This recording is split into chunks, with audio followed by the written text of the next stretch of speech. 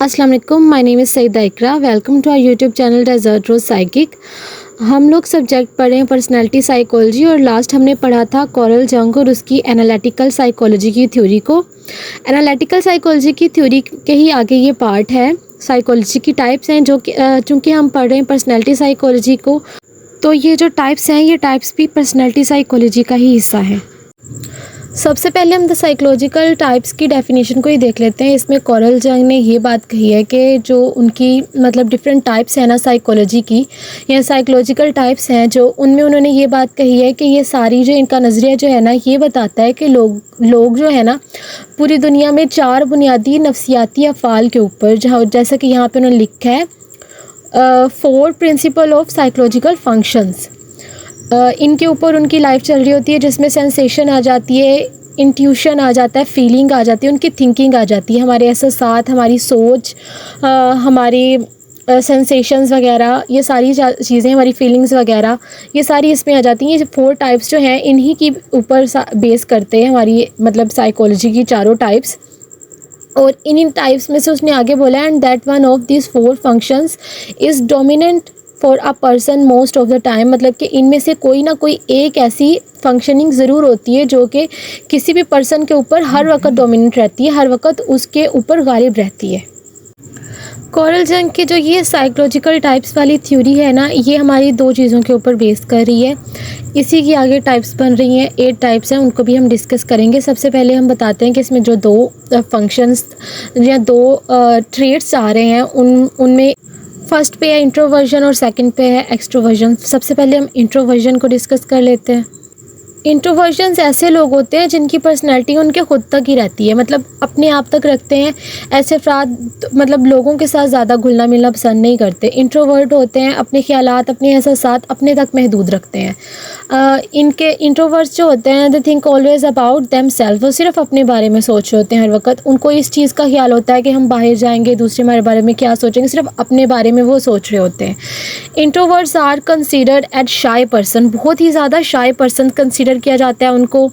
और introverts are always focus on their own thoughts, वो सिर्फ अपनी सोचों के ऊपर फोकस करते हैं। बहुत शर्मीले होते हैं, लोगों के साथ अपने जो थॉट्स हैं उनको ईजीली वो उनको उन तक कन्वे नहीं कर पाते हैं। वो उन अपने थॉट्स के ऊपर बहुत ज़्यादा फोकस करते हैं, वो सिर्फ अपने से ही, मतलब इस तरह के लोग ये कह सकते हैं हम कि ओवर थिंकर्स भी होते हैं, खुद से ही ज़्यादातर बातें करते हैं। They do not want opinions from other person in the world, वो अपनी लाइफ में इस पूरी दुनिया में किसी भी दूसरे पर्सन का ओपिनियन नहीं लेना चाहते, वो अपने ओपिनियंस को ही कंसीडर करते हैं।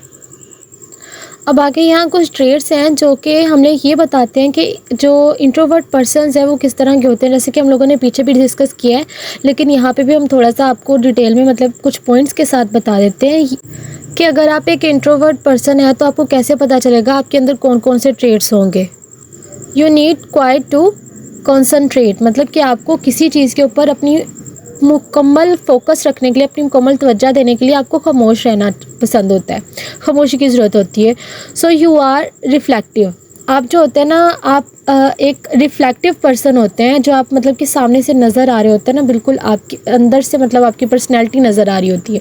यू आर सेल्फ अवेयर, आपको अपने बारे में आगाही होती है कि आप किस तरह के हैं।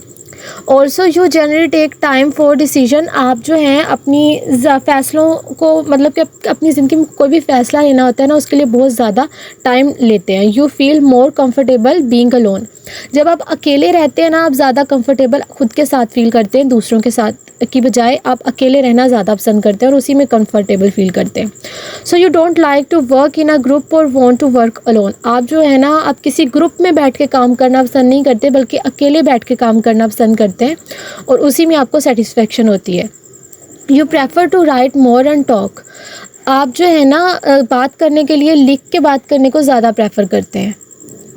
और you feel tired after being in a crowd, मतलब आप किसी हजूम वाली जगह पे हो ना तो बहुत जल्दी थकावट महसूस करने लग जाते हैं। आगे हैं एक्सट्रोवर्ट्स पीपल। एक्सट्रोवर्ट जो होते हैं ना, ऐसी पर्सनालिटी होती है उनकी, ये इंट्रोवर्ट के बिल्कुल ऑपोजिट होते हैं। मतलब इंट्रोवर्ट पर्सन अकेले रहना पसंद करते हैं, और जो एक्सट्रोवर्ट होते हैं ये सोशलाइज होना ज़्यादा पसंद करते हैं। इनकी जो साइकोलॉजिकल पावर होती है, इनकी नफसियाती तवानाई कह लें जिसको, इनकी साइकी एनर्जी जो होती है ना, वो लोगों की तरफ ज़्यादा होती है। मतलब ये लोगों के साथ घुलना मिलना, उनके साथ खुलना, अपनी थॉट्स को उनके साथ शेयर करना, डिफरेंट पार्टीज़ में जाना, मतलब इस तरह की जो ज़िंदगी है ना उसको गुजारना पसंद करते हैं। सोशलाइज ज़्यादा होते हैं, ओपन माइंडेड होते हैं।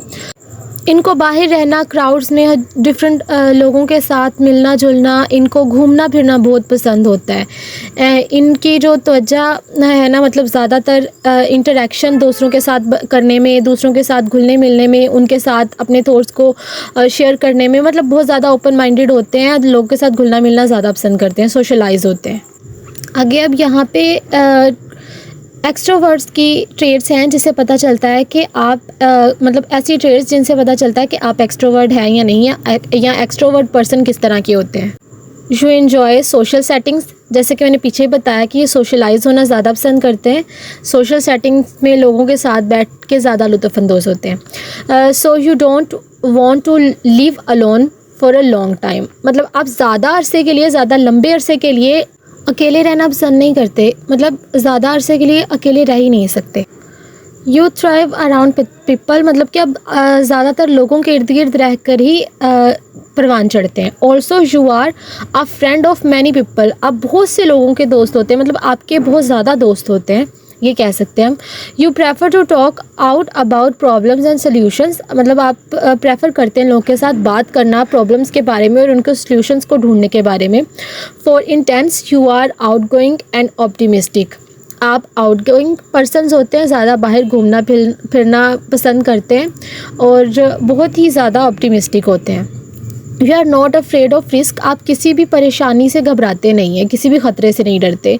यू आर फ्लेक्सिबल, आप बहुत ही ज़्यादा फ्लेक्सिबल, मतलब लचकदार होते हैं। बहुत ही ज़्यादा इंट्रोवर्ट जो होते हैं ना, सोशलाइज होते हैं और ज़्यादातर लोगों के साथ मिल के बैठना, उनसे बात करना पसंद करते हैं।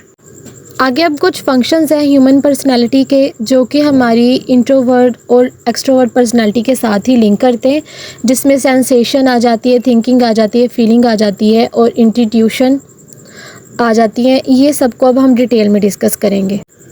Sensation mental condition of physical feeling resulting from stimulation of a sense organ और फ्रॉम इंटरनल बॉडीली चेंजेस, और कोल्ड और पेन, एज कोल्ड और पेन, यानी कि हमारी ऐसी ज़हनी हालत है या जिस्मानी एहसासात हैं जो कि हमारे डिफरेंट जो ऑर्गन्स होते हैं उनमें तब्दीली की सूरत में हमें महसूस होते हैं।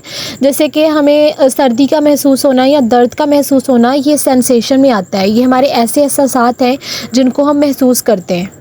जैसे डिफरेंट फीलिंग्स ले लें, एक्साइटेड फीलिंग हमारी, या फिर हमारी इस तरह की कोई ऐसी फीलिंग, किसी दिलचस्पी का हम लोग को एहसास होना किसी चीज़ में, या फिर इस तरह के डिफरेंट जो फीलिंग्स हैं। जैसे कि हम लोग सेंसेशंस में हम लोग अपनी 5 सेंसेशंस के बारे में आप सब ने सुना होगा, देखना, सूंघना, टच करके कोई चीज़ महसूस करना, ये सारी चीज़ें जो होती हैं हमारी सेंसेशन में आ जाती हैं और ये सब हमारे जिस्मानी फंक्शंस, हमारी बॉडी फंक्शंस का हिस्सा होते हैं। जैसे कि एग्जांपल के तौर पर हम ये कह सकते हैं कि हमने अगर किसी अपनी कम्युनिटी में कोई ऐसा वाक़या सुना है और उस वाक़े या अफवाह की वजह से हम पर क्या असर हुआ है या हमने क्या महसूस किया है, उसको भी हम अपनी सेंसेशंस में ले सकते हैं। इसके अलावा हम ये देखें, जैसे लास्ट लाइन में लिखा है, इसको भी कंसीडर कर सकते हैं। It refers to the process of gathering the information directly from the sensory organs rather than from the unconscious, यहाँ के हम अपने सेंसरी ऑर्गन्स में से कोई इन्फॉर्मेशन लेते हैं या फिर हम अपने अनकॉन्शियस में से हमें कोई इन्फॉर्मेशन मिलती है, उसके ऊपर हम लोग किस तरह से अपना रिएक्ट शो करते हैं, किस तरह से हम उसके ऊपर रिएक्ट करते हैं, डायरेक्ट रिएक्ट करते हैं या फिर जिस तरह से भी करते हैं, उसको हम अपनी सेंसेशन का ही पार्ट समझते हैं। नेक्स्ट है thinking. Thinking is a core function of human personality. This function mostly use logic and reasons and focus and less emotions. यानी कि ये एक ऐसा फंक्शन है जो कि लॉजिक्स को, रीजंस को यूज़ करता है, इमोशंस को यूज़ नहीं करता।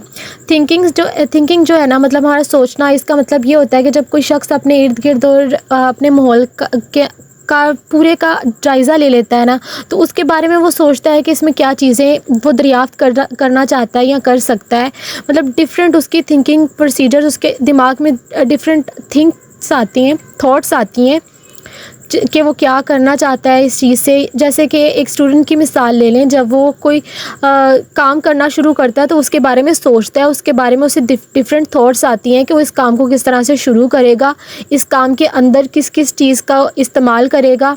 ये सारे थॉट्स जो होते हैं ना, ये सारे प्रोसीजर्स हमारे लॉजिक और रीज़न्स के ऊपर बेस करते हैं, इसमें इमोशंस नहीं होते। इसके अलावा कोई एक शख्स जो है वो अगर किसी वाक़े को ऊपर बहस करना चाहता है या बहस कर रहा है, तो वो उसके ऊपर भी सोचेगा कि इस इवेंट में क्या क्या हुआ था या फिर मैंने क्या क्या देखा। वो सोचेगा उन चीज़ों को जो इस इवेंट में उसके साथ हुई थी और फिर उनके ऊपर डिस्कस करेगा। नेक्स्ट है feeling. Jung define feeling as primary a process that takes place between the ego and given content। इसको जंग ने एक प्राइमरी प्रोसेस करार दिया है, यानी कि ये ईगो और गिवन कंटेंट के दरमियान वाक़या होता है और इसको हम फीलिंग का नाम देते हैं। ऐसी चीज़ है जिस का आप इजहार करना चाहते हैं, मिसाल के तौर पर अपनी खुशी का, अपनी उदासी का, अपने पुरजोश एहसासात का। मतलब कि आप किसी चीज़ को देख के बहुत ज़्यादा एक्साइट हो जाते हैं, उसके बारे में आप अपने जज्बात का इजहार करना चाह रहे हैं, अपने एहसासात का इजहार करना चाह रहे हैं, या फिर आप किसी चीज़ के बारे में, किसी इंसान के बारे में जो महसूस कर रहे हैं उसके बारे में बताना चाह रहे हैं, तो ये सारी चीज़ें फीलिंग में आ जाती हैं। फोर्थ एंड लास्ट पार्ट है इंस्टीट्यूशन।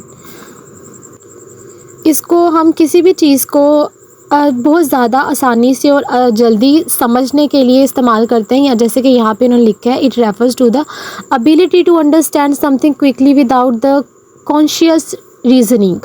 मतलब किसी भी कॉन्शियस रीजनिंग के बगैर किसी भी चीज़ को आसानी से और जल्दी समझने की एबिलिटी देता है ये हमें। ये एक ऐसा साइकोलॉजिकल फंक्शन है जो कि किसी भी तसव्वुरात को, हमारी किसी भी, हम ये कह लें कि हमारी परसेप्शंस को अनकॉन्शियस वे में देखने में मदद करता है। जैसे कि एग्जांपल के तौर पर उन्होंने लिखा है यहाँ पे कि लव एट फर्स्ट साइट। जैसे कि कभी कभी इंसान किसी को देखता है और बगैर किसी गहरी सोच के फ़ौरन ही उसके लिए कुछ महसूस करना शुरू कर देता है, जैसे कि उसके लिए मोहब्बत में पड़ जाता है, या ये कह लें कि वुजदान है ये जो कि इंसान की ज़िंदगी में अहम किरदार अदा करता है। हमने पहले पढ़े इंसानी रवैये, जिसमें इंट्रोवर्जन और एक्सट्रोवर्जन आ गया, फिर हम लोगों ने उनको कंबाइन किया, उनके डिफरेंट फंक्शंस को पढ़ा। अब उन डिफरेंट फंक्शंस को आगे 8 फंक्शंस के साथ मिला के 8 साइकोलॉजिकल टाइप्स में कन्वर्ट करेंगे। मतलब कि 8 साइकोलॉजिकल टाइप्स को पढ़ेंगे, जो कि ये हैं: extroverted thinking, introverted thinking, extroverted sensation, introverted sensation, extroverted feeling, introverted feeling, extroverted institution, introverted institution। ये 8 टाइप्स जो हैं साइकोलॉजी की, इनको हम पर्सनैलिटी टाइप्स का नाम भी देते हैं। इनको हम नेक्स्ट डिस्कस करेंगे इन डिटेल। अभी यहाँ तक ही मेरी वीडियो को मैं ख़त्म कर रही हूँ। अब आपको अभी तक की कोई वीडियो में कुछ समझ ना आया हो तो आप कमेंट सेक्शन में पूछ सकते हैं। Thank you so much for watching my video. उम्मीद करती हूँ मैं आपको अच्छे से समझा पाई होंगी। अल्लाह हाफिज़। जाने से पहले हमारे YouTube channel desert rose psychic को सब्सक्राइब करते जाइएगा।